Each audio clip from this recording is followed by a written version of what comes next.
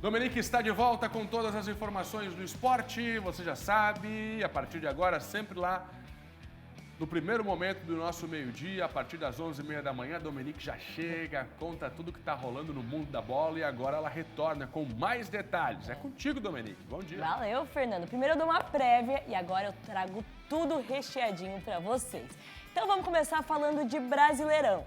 Goiás e Coritiba fecharam a 13ª rodada. Bora ver como é que foi esse duelo. O confronto foi entre duas equipes que estão no Z4, ou seja, precisavam pontuar. E a partida foi mesmo movimentada, com os dois times chegando bastante. Mas foi o Coritiba que estreou o marcador após golaço de Aleph Manga, que deu um balão em Tadeu e mandou como quis pro gol. Ainda na primeira etapa, Kusevich ampliou após cobrança de escanteio.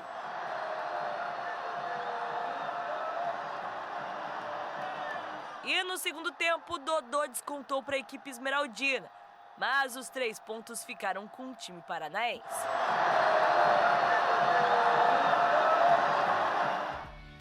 Com a vitória do Coritiba, nada mudou na tabela de classificação. Bora ver como ficou a parte de baixo, onde aconteceram os jogos. Com a vitória, o Coritiba foi ali a 7 pontos e o Goiás permaneceu com 11. Quem precisa se cuidar? Os times que estão logo em cima, Corinthians, Bahia e Santos. Essas equipes estão ali, ó, a um passinho da zona de rebaixamento. E hoje começa com as quartas de final da Copa do Brasil. Bora ver quais são os confrontos. Hoje, Bahia e Grêmio se enfrentam na Arena Fonte Nova, 9 horas da noite. E amanhã a gente tem os 3 outros confrontos. São Paulo pega o Palmeiras, América Mineiro, Corinthians e Flamengo, o Atlético Paranaense.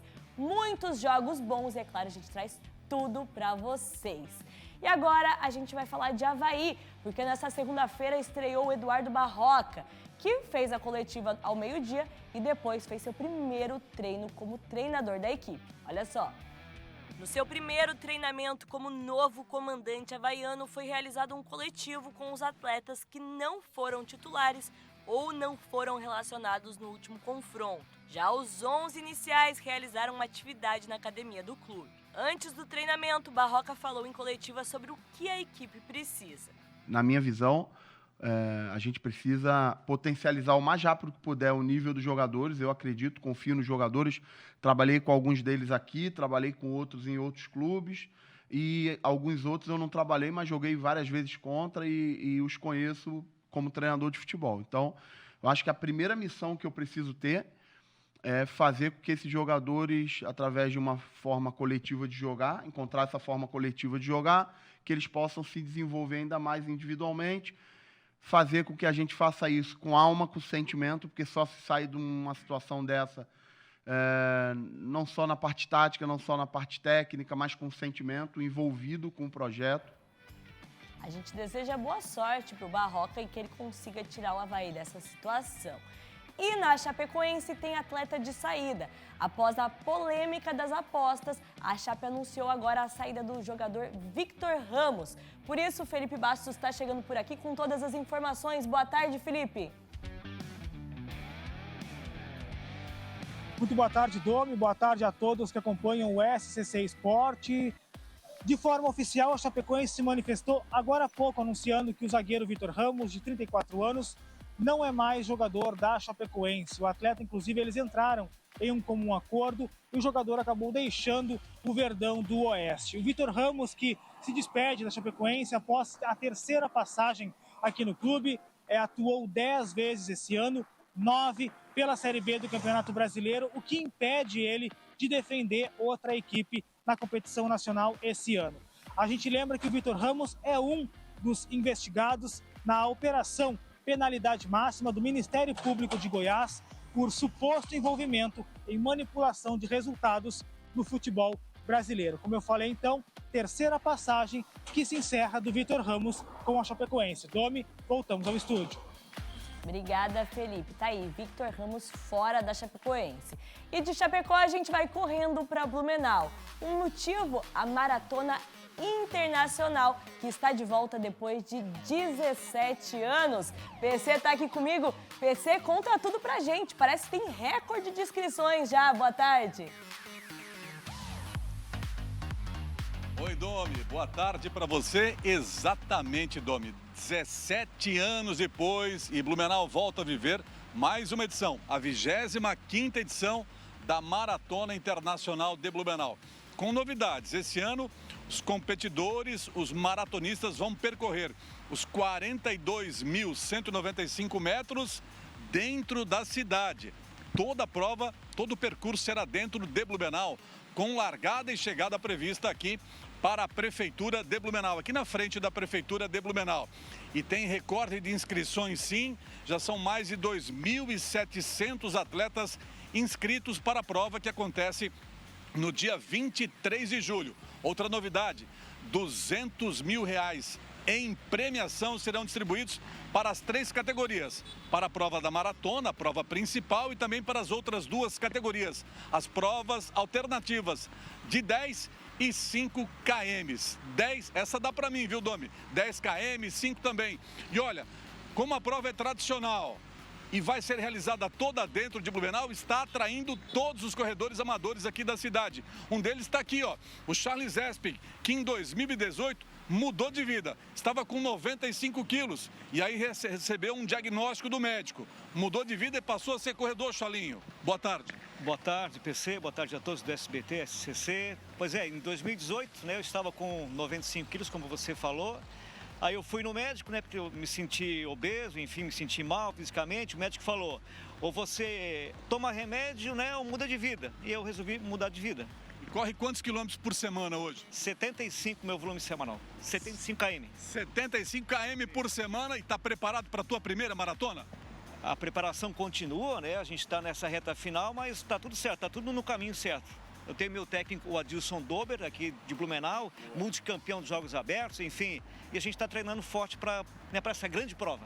É, corredor diferenciado, viu? E o que mudou? O recado para o pessoal em casa, para todo estado ao vivo. Tinha 95 quilos, hein?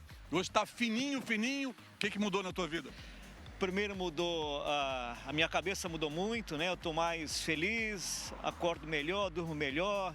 Sou melhor na minha família, a minha saúde está 100%, a minha cabeça está muito boa assim e tô voando, tô ganhando provas também. Tá voando! Boa, Charlinho, ó, é um dos corredores aqui inscritos para a 25ª edição da Maratona Internacional de Blumenau.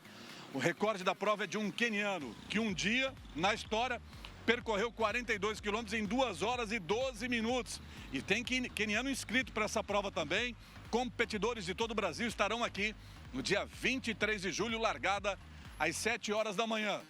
Vem você também, Domi. Ô, PC, tu disse que 10 quilômetros dá pra você, hein? Seria legal a gente fazer uma reportagem dessa prova, mostrando todo as belezas de Blumenau. Você topa, PC? Ao vivo? Claro que sim, Domi. Quando foi que eu te deixei na mão? Todos os desafios eu aceito. Missão dada é missão cumprida, Domi. Conta comigo, pô. Então tá bom, hein, PC? Vou cobrar. E agora todo mundo aí de casa também vai cobrar você. O PC, ele fala pra mim ali nas mensagens, Domi, pode deixar, vou andar de skate, vou correr. E aí depois ele chega aqui, ó, dá no pé. Agora aqui, ó, promessa feita pra vocês aí de casa. E hoje, por volta de 5h30 da manhã, a seleção brasileira desembarcou na Austrália. Depois de mais de 24 horas de viagem, as nossas meninas agora sim estão em solo australiano. Vamos conferir como é que foi essa chegada.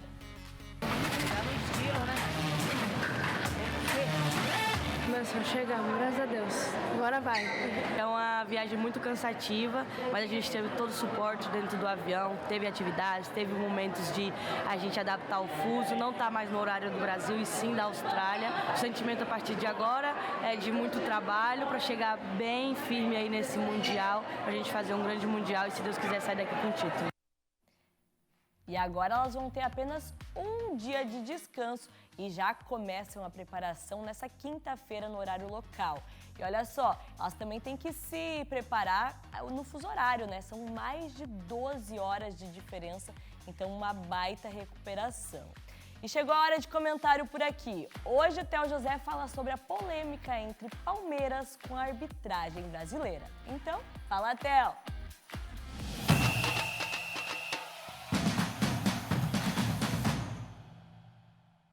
Oi, Dominique. Oi, amigos do SCC.